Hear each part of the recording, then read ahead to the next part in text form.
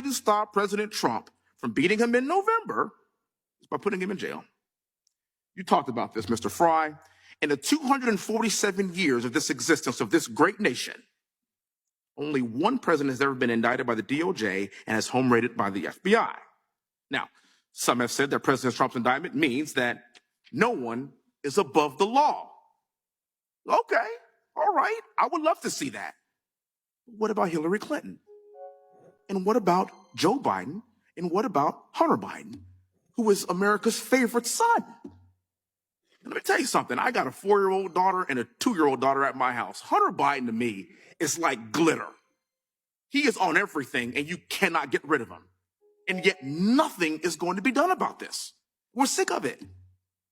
James Comey decided not to prosecute Hillary Clinton despite overwhelming evidence that she committed crimes. And as I recall, it was the position of the FBI to not prosecute because they didn't want to interfere with the presidential election.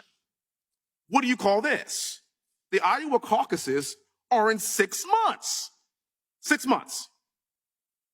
I think the American public would expect to see this from Cuba and from Venezuela and from Russia and from China, but not here. The people expect us to have blind justice. They expect equal justice under the law.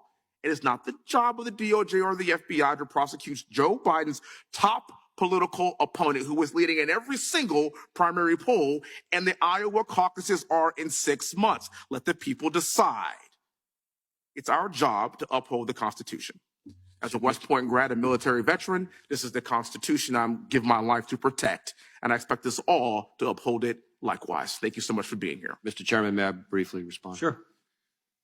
So number one, as to the investigations related to Mrs. Clinton, as you noted, that happened under my predecessor, and I'm not going to speak for or defend that decision. I recognize that. Second, as to your descriptions of the investigations related to Hunter Biden, as you know, there is an ongoing investigation being led by the Delaware U.S. Attorney appointed by President Trump, and we are actively working on that investigation with him. Well, we look forward to seeing the results of this quickly and swiftly. And third and finally, to your point about the American people and their views, I worry less about NBC polls or polls by any other news outlet, but I will tell you that the number of people in Texas applying to work for us since I've been in this job has gone up 93%. And in fact, I'm not going to quote Matt Gates. I heard a response to this earlier. In fact, we have